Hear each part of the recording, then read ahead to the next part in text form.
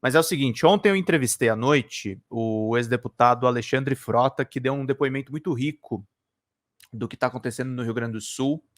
Ele viajou de Cotia, São Paulo, até Canoas, que foi uma das cidades mais gravemente afetadas pelos temporais ali do Rio Grande do Sul. E o Frota é um cara que é progressista, é um cara que ficou contra o Bolsonaro, que denunciou justamente todos os absurdos do gabinete do ódio, está filiado ao PDT atualmente, talvez saia candidato a vereador pela cidade de Cotia, pelo menos é isso que ele disse para mim, e é o que o próprio PDT anunciou. Mas ele está muito com um discurso assim que e é um discurso que muita gente reproduz, tá, gente? E não significa que o Frota não necessariamente não acredite no Estado, mas que muita gente está. As pessoas que estão efetivamente salvando ali no Rio Grande do Sul são pessoas comuns, algumas treinadas pelas forças de segurança, pelos bombeiros, e a gente. E ele critica um pouco a questão das atuações dos governos.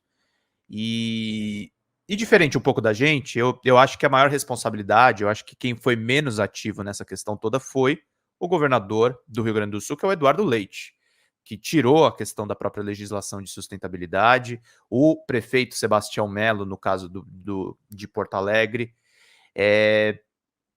Então tá correndo muito um discurso, e a gente não pode recriminar as pessoas necessariamente. O Frota ainda é um cara que é da política, mas a gente não pode recriminar as pessoas, porque nesse momento de desamparo, nesse momento em que as chuvas voltaram para o Rio Grande do Sul, tá vindo muito um discurso em que a população faz muito mais do que o próprio governo. E isso, no fim das contas, gente, é uma falácia. A gente precisa da tecnologia que o Estado tem, do investimento público que o Estado pode fazer, para efetivamente reerguer aquele Estado. Não vão ser as pessoas, não vão ser as empresas e muito menos o velho da van que está vindo com um discurso agora de não polarizar nessa crise. Temos que polarizar sim, e é uma coisa que a gente precisa mediar, tá, gente? Temos que polarizar sim, temos que apontar culpados, ao mesmo tempo que a gente depende de todo mundo, não só dos nossos companheiros progressistas, de todo mundo no Brasil, não importa quem, para salvar aquele Estado. Não está na hora também da gente ser como progressista, e nisso o Viaro, que veio participar aqui da Folha Democrata numa live solidária que nós fizemos, ele falou muito bem. Eu não consigo entender progressista, por exemplo, a Xanda estava me falando agora que a Anitta perdeu 200 mil seguidores por conta de postar informações a respeito do candomblé, que é um preconceito afro, na verdade. Eu não consigo entender gente do nosso campo agora que fica criticando o Felipe Neto, que está sendo um cara corretíssimo com o governo Lula, corretíssimo com as vítimas do Rio Grande do Sul, ou pessoas, por exemplo, que vão criticar a Anitta nessa altura do campeonato, que também foi muito correta na crítica que ela fez ao Arthur Lira e ao Rodrigo Pacheco. Nós precisamos de aliados. E a política progressista, a política de esquerda, não se dá só entre as pessoas que concordam conosco ideologicamente. A ideologia da esquerda é a defesa do povo.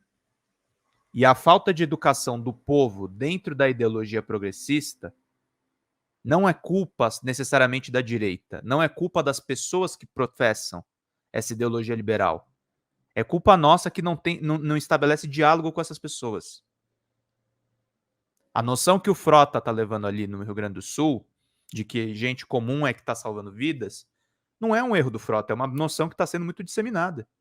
E nós temos que lidar com esse dado. Dito isso, o presidente Lula agiu muito bem ontem, já ao convocar os ministros, já ao colocar o ministro Fernando Haddad, para não defender a insanidade, seria uma insanidade se fosse defendida nesse momento, de um equilíbrio fiscal total, no momento em que a gente precisa investir na reconstrução de um Estado. A ideologia liberal não abarca as necessidades do Brasil afetado por esses cataclismas climáticos, por essas enchentes, por esses acontecimentos. Agora a gente está, inclusive, com alertas no Rio Grande do Sul, mais tenebrosos, inclusive, do que de ciclone. Efetivamente, tem algumas regiões que esperam fenômenos muito parecidos com furacão. A previsão de reconstrução do estado do Rio Grande do Sul é até o próximo mês, gente. A gente pode ficar até o próximo mês numa situação de cheias que a gente está vendo no noticiário atualmente. É uma situação muito grave, é uma situação muito complicada em que nós temos que apontar culpados. Sim. Os culpados têm que ser apontados, o Ministério Público tem que trabalhar nesse momento. Como agora está tentando enquadrar, talvez, o governo, a gestão Leite e a gestão Sebastião Melo. Nós temos que enquadrar, inclusive, as fake news. Vai ser um assunto que a gente vai abordar aqui na live. O professor Lênio Streck defende duas coisas. Criminalização de fake news, que é uma bandeira antiga dele, e ele acredita que o governo Lula, e eu concordo muito nisso com o professor Lênio, embora tenha dúvidas de como a gente faria efetivamente esse tipo de mudança, ele é a favor que o governo Lula se transfira para o Rio Grande do Sul. Efetivamente monte um gabinete ali, que vai um pouco na ideia do que o Douglas acabou de falar, de um gabinete de crise, se instale no Rio Grande do Sul para ter ações de foco do governo federal ali. O ministro Silvio Almeida falou muito bem e nós trouxemos as aspas dele aqui nas nossas lives. A prioridade número 1 dos governos nesse momento é salvar vidas. Nós ainda temos animais, temos pessoas e temos bens que estão submersos naquela água. E já temos mortos e já temos problemas sociais com doenças e muita coisa que pode vir daquelas águas com lama na atual situação. A gente precisa de mais Estado. O Estado mínimo é uma falácia. O Estado mínimo é a falência das instituições. Agora, mais do que nunca, a gente tem que defender Estado. É claro, com o engajamento das pessoas, com a filantropia das pessoas, mas as pessoas elas têm um limite orçamentário. O Estado, os impostos que você paga para o Estado, eles têm que servir exatamente para suprir as necessidades de uma região que precisa ser reconstruída. Dá para fazer isso e dá para fazer de uma maneira responsável. É muito importante a gente ficar por dentro de tudo e não esquecendo nada. Esse é meu editorial hoje. A gente tem que realmente pedir mais Estado ao governo Lula. Eu acho que pode ser uma oportunidade de ouro para o Lula provar a sua face mais progressista nesse terceiro governo, porque o que a gente viu até agora foi mais a manifestação da frente ampla de direita dentro desse governo. Nisso, o comentário do José Dirceu foi muito cirúrgico. Até aquele momento que ele falou naquele evento para banqueiros, o governo Lula estava se situando muito na centro-direita. Nessa operação, com esse desastre ambiental, agindo muito diferentemente do Bolsonaro, que resolveu andar de jet ski, o Lula pode mostrar que o Estado brasileiro pode ser eficiente, salvando vidas e reconstruindo um Estado fundamental para a nação. O Estado brasileiro como um todo, atuando no Estado ali regional que precisa de amparo, que precisa do lema do governo, união e reconstrução.